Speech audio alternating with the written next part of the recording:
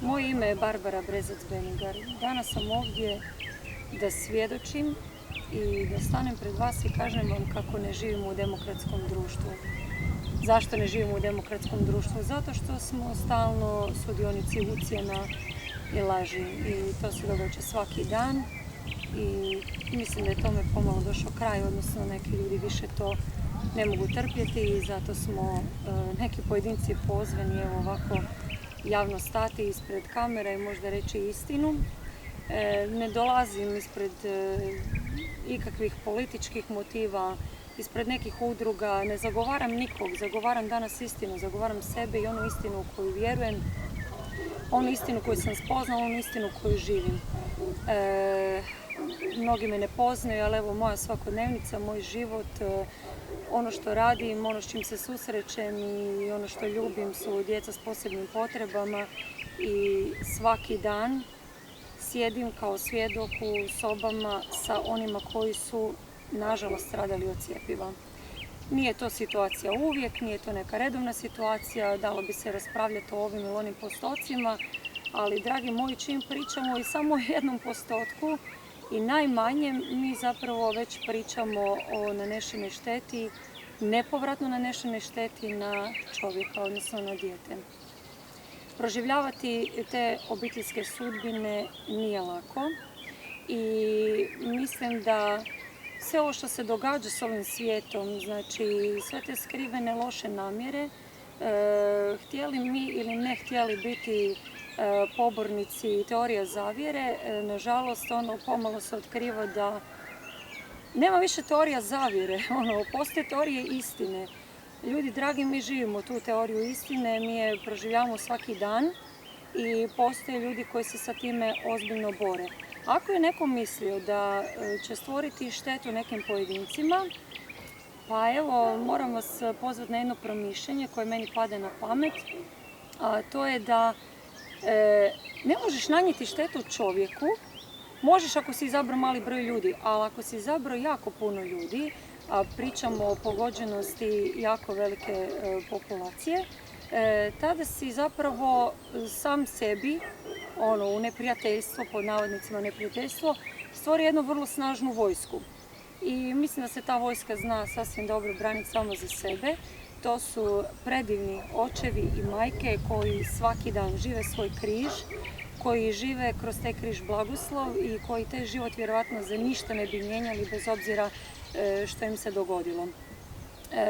Ali ajmo pričati o nečem drugom, evo što mene jako muči ovih dana, što je aktualna tema i pozvana sam jer ne mogu valjda biti u tišini, reći neke stvari koje mene muče.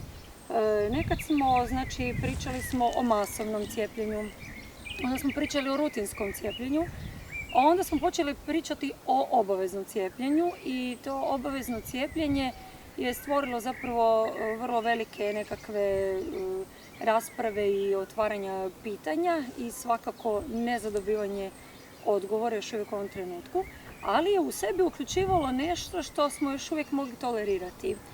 Po tim obaveznim cijepljenjem i onime što je ulazilo u neku toleranciju ovako ljudi poput mene su bila izuzeća. Dakle, za cijepljenje, odnosno za pravo izbora glede cijepljenja, da li želiš biti cijepljen ili da li želiš da se dijete cijepi ili ne cijepi, mogu se izabrati možda jedno od izuzeća ako se sa time nisi slagao. Među ta izuzeća su spadala medicinska izuzeća, znači to su situacije kada određena stanja, bolesti, predispozicije neke osobe, anamneza obiteljska ili nešto upućuje na to da bi osoba mogla biti zapravo ozbiljno rizična u slučaju da se cijepi. I u tim situacijama se moglo zapravo tražiti izuzeće od cijepljenja. To su mogle biti i situacije poput primjerice toga da je, dijete novorođenče koje je vrlo osjetljivo, ima jake alergije ili nešto slično, majka doji dijete, u domaćinstvu se nalazi osoba koja doji dijete, u domaćinstvu se nalazi starija osoba ili rizična osoba koja je već imala neke nuspojave na cjepiva ili neke treće situacije kao primjerice da je postojala smrt novorođenčeta u obitelji ili nešto slično.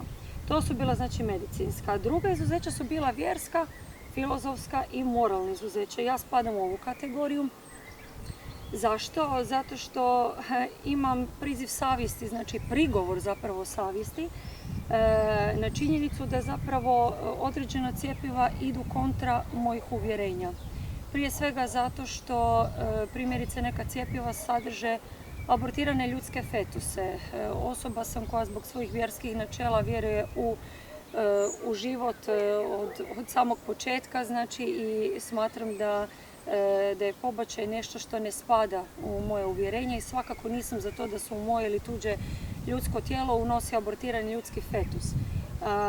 Druga situacija zbog koje se moja savjest nekako protivi svemu tome je eksperiment. Eksperiment nad čovjekom nije dopušten. Nažalost, cjepiva još uvijek u ovom trenutku smatram eksperimentima. Neka se ne uvrijede. Svi moji prijatelji, ima ih imunologa, epidemiologa, infektologa i tako dalje, krasnih ljudi, mojih stvarno bliskih prijatelja, velikih stručnjaka, pametnih ljudi, ali evo, možda je ovo trenutak da vas pozovem na kritiku, uvjerite me u neku svoju istinu, dokažite mi nešto suprotno a ja vas pozivam na to da postanete pravi znanstvenici. Ako ste znanstvenici, onda ste istraživači, onda nemojte uzimati zdravo za gotovo sve ono što vam se servira, nego pokušajte o tome promišljati, razmišljati, istraživati, proučavati i pokušajte dobiti odgovore. Drugačije ste samo u nekom lancu upotrebljeni ljudi koji ćete ispasti jako pametni, ali je pitanje kakve odgovornosti možete snositi za nečiji život. Dakle, ova moralna, pravna, vjerska, filozofska i moralna izuzeća, to su zapravo bile situacije koje su se tolerirale, ali su se mogli, bez obzira na to, vršiti određeni progoni ljudi i ići protiv takvih pojedinaca sa nekim pravnim odlukama kao što su, ne znam, plaćanje nekih kazni ili, ne znam, uvjetovanje i tako, ali ajmo reći da je to još uvijek bila neka kategorija koja se dala i mogla izabrati. Pod pravna izuzeća od cijepljenja bi značilo ovo. U Ustavu Republike Hrvatske, članak 23, piše: nitko ne smije biti podvrgnut bilo kakvom obliku zlostavljanja ili bez svoje privole liječničkim ili znanstvenim pokusima. Ja smatram da je cijepljenje u ovom trenutku još uvijek medicinski pokus, medicinski eksperiment. Zašto? Zato što još uvijek ne postoje čvrste studije koje dokazuju da su cjepiva pouzdana i učinkovita. Sad smo se našli u jednom najnovijem trenutku, znači upravo o tom preispitivanju pouzdanosti i učinkovitosti. Zašto? Jer odjednom sva ova pravila, sve ovo što sam nabrojala, ne vrijedi i odjednom sad pričamo o obaveznom cijepljenju koje je došlo pod utjecajem ovih kriza, COVID-19 itd., znači svega ovoga što se događa u svijetu. I sad smo sve anulirali i odjednom čovjek je izgubio sva svoja prava i mora biti cijepljen. Prije svega, ko nama jamči pouzdanost i učinkovitost tih cijepljenja, znači to, ja vas pozivam, stvarno dokažite nam tu istinu, ali već startno vam moram reći da u tome nemate adute iz razloga što je jedan od tih kriterija koji vam mora biti faktor uključen u takvo jedno istraživanje zove se vrijeme. A vi nemate vremena, nego naprosto ljude tjerate u jednu zamku, u jednu situaciju gdje moraju ishitreno i brzo zapravo prihvatiti neka rješenja koje ste im nametnuli, a nemate vremenski protok po kojem možete dokazati da je zapravo to sve ok i da je to dobro. Sad ovako, svakako današnji svijet može raspravljati o jako, jako puno toga. Kad pričamo o jednoj pandemiji, govorimo o broju smrtnosti i tako dalje. Ok, ajmo pričati o broju smrtnosti. Zašto se niko nismo uhvatili za glavu, ne raspravljamo o tome i ne plačemo nad izgubljenim ljudskim životima, nad 42 milijuna i više od 42 milijuna pobačaja u samo recimo 2018. godini. Zašto ne pričamo o djeci u Africi koja umiru i o broju takvih? Zašto ne pričamo o ljudima koji umiru od gripe? Zašto se takvi podaci nikad nisu iznosili, nego sad odjednom proživljavamo tako duboko ovu situaciju sa koronom, pod utjecajem medija, informirani na one načine na koje neko želi da smo informirani? Ili zašto ne pričamo o epidemiji koja se zove autizam? pod taj pojam autizam svrstamo cijelu paletu svih tih poremećaja iz autističnog spektra, kojih danas ima, ajmo sada sa točnim podacima, znači, ako se ne varam, 2019. godine izašao podatak da je u Americi bilo 1 na 28 rođenih sa tim poremećajem. Znači, ajmo ugrubo reći pod termin autizam. To je, dragi moji, epidemija. To je podatak koji spada u epidemiju. Jer prognoze su da do 2025. godine će autizmom biti pogođeno svako drugo dijete. E sad, to je ono što je upadljivo, što vidimo, o čemu možemo pisati, pričati i tako dalje. Šta je s onim što ne vidimo? Šta je s onom djecom koja danas ih ima ko pljeve? Sve mame i tate koje ovo gledate sada točno znate o čemu pričam. Znači jel možemo uopće više nabrojati djecu koja ne trebaju pomoć u učenju, koja ne trebaju suplemente ili nešto da se bolje koncentriraju, pamte, uče, snalaze se, logički razmišljaju i tako dalje. Mislim, šta se dogodilo s našim generacijama? Šta se dogodilo s tom djecom? Šta je sa djecom koja danas pate od niz alergije? Od kuda nam sve te alergije? Mislim, ja stvarno ne tvrdim da su cjepiva kriva za sve. Cjepiva imaju svoju opravdanost i startno razmišljanje o cjepivima bi trebalo biti da nam jačaju imunitet, da potiču zapravo imunitet, da se bore s nekim bolestima. Ali pitanje je da se on stvarno bori s nekim bolestima ili se mi nalazimo u novom problemu novih bolesti. Ako pričamo o obaveznom cijepljenju, konkretno za COVID-19 i o pronalasku lijeka, i sad mene zanima sljedeće. Znači, mene neko želi prisiliti da se ja cijepim. Ja to ne želim. Evo, otvoreno sad svima kažem, ja to ne želim, ja to neću i nadam se da svi članovi moje obitelji neće prihvatiti takvo uvjetovanje. Ali mi nije jasna jedna stvar, zašto mi ne pustite tu slobodu izbora? Morat ćete pustiti jer ću morati ili glavu na panj ili se cijepiti. Ali kako me neko može prisiljavati? Ako je vaša teorija sljedeća, pa ajmo sada, ajmo izvući glupost do kraja. Znači, teorija glasi ovako, ako svih cijepimo, svi će biti zdravi i neće se moći razboljeti od COVID-19. Ako postoje ljudi koji se neće htjeti cijepiti, šta tebe boli briga ako ja dobim COVID-19 i moj izbor, da li želim preživjeti tu bolest, razboljeti se, otrpiti neko vrijeme, umrijeti ako je Božja volja, Bogu hvala. Znači, to je moj izbor. Ali, koji je strah u vama koji nas silite na prisilno cijepljenje kada tvrdite da ćete cjepivom biti zaštićeni? Kako onda ja tebe bolesno mogu razboljeti? Dakle, nema apsolutno nikakve logike, odnosno pozivam vas sve na zdrav razum, samo jednu logiku razmišljanja. Plan za sve ovo nije plan da svi budemo zdravi, jer svi možemo biti zdravi, zato što oni koji bi bili bolesni, ako će biti bolesni, ne mogu zaraziti one koji su zaštitili svoje zdravlje. Odnosno, niko ne može garantirati da ste svi zaštitili svoje zdravlje, plan je puno dublji, plan je puno širi. Koja je, sad će neko reći, vidi ove, ona zagovara sad sve ove roditelje što su im neka djeca stradala, sad je trebamo ušutkat, naravno, sad već znam koji koraci slijede, prošla sam medijske linčeve i druge linčeve, nisam dugo bila na nekom ročištu, možda da mi malo pozovete na neki razgovor ili na neko svjedočenje, vrlo rado ću se odazvati i možda ovaj put počnem snimati neke epizode, nekom bude zabavno.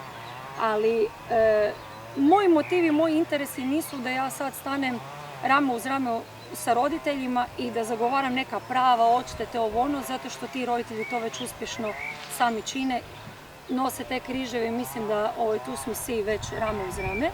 Ali konačna odšteta koju oni koji su stradali sa nus pojavama cjepiva traže je da se zaustavi ovo, da se zaustavi nanošenje štete. Pronađite načine, ponudite nam bolje rješenja, ponudite nam bolju istinu i ja vjerujem da će ovaj svijet sasvim bolje funkcionirati po tom planu. Ovo što sada trpimo vrijeme emocionalnih ucjena, trpimo vrijeme kad će se pričati o dobu prije korone i poslije korone, pričat će se o ljudima koji su zadobili PTSP od svega ovoga, pričat će se o ucjenjivanju koje je vezano za novčane ucjene, pravne ucjene, znači na sve načine smo mi ucjenjivani. Postoji još jedna ucjena Što više ljudi oštetite sa ovime, ranite sa ovome, izazovete, izazvat ćete jednu veliku vojsku koju više nećete moći zaustaviti. Pa ja ne znam da li baš stvarno ima smisla ići u taj rat.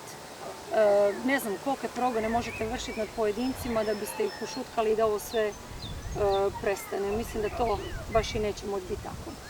Što se tiče mikročipiranja, pobornik sam ideja kako mikročipiranje sigurno nije dobra budućnost za čovječanstvo.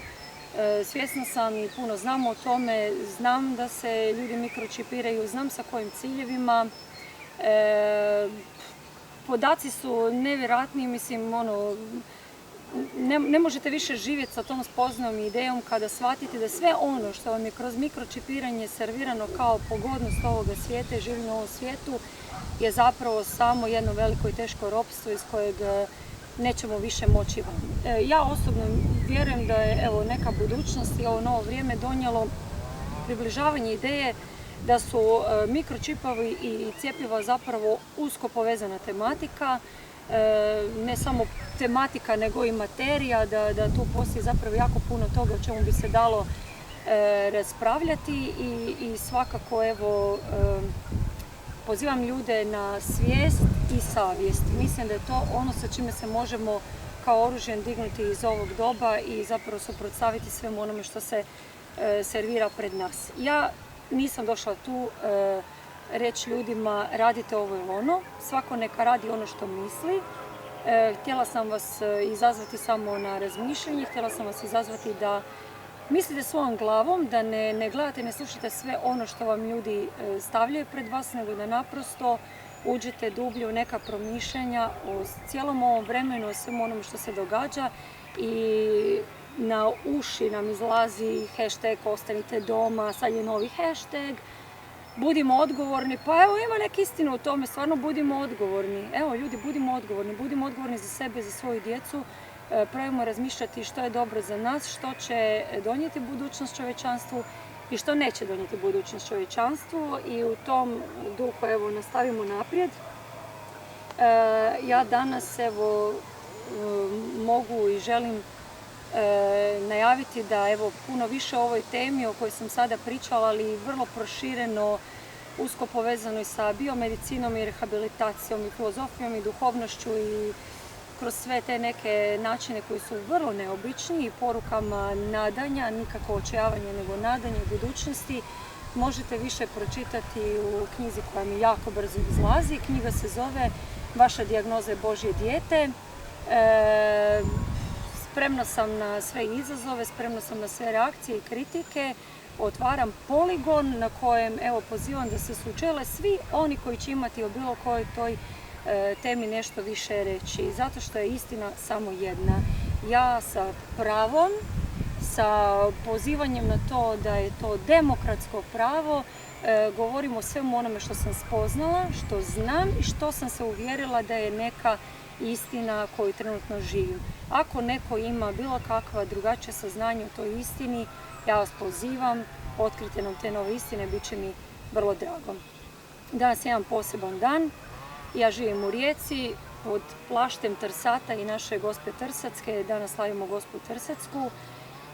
Danas je i Majčin dan. Neka Gospa Trsatska zaštiti sve vas, predivne majke koje ste izabrale život, koje ste donijele na svijet djecu, sve požrtvovne majke koje su u trpljenju, koje nose radosno svoje križeve, koje imaju djecu s posebnim potrebama, koje se borite na sve načine, koji ste u aktivizmu i u svim granama društva gdje, nažalost, danas više uopće ne možemo biti pasivni, nego progovoriti za sve ono što vjerujemo i što želimo biti. Ja sam se sjela tu u prirodu, a sve nas pozivam da se sjednemo u jednu jedinu čekaonicu ispred našeg liječnika, vrhovnog liječnika koji se zove Isus i mogu vam samo reći, vaša dijagnoza je Božje dijete. Svi smo mi samo Božje djeca, to je jedina naša budućnost.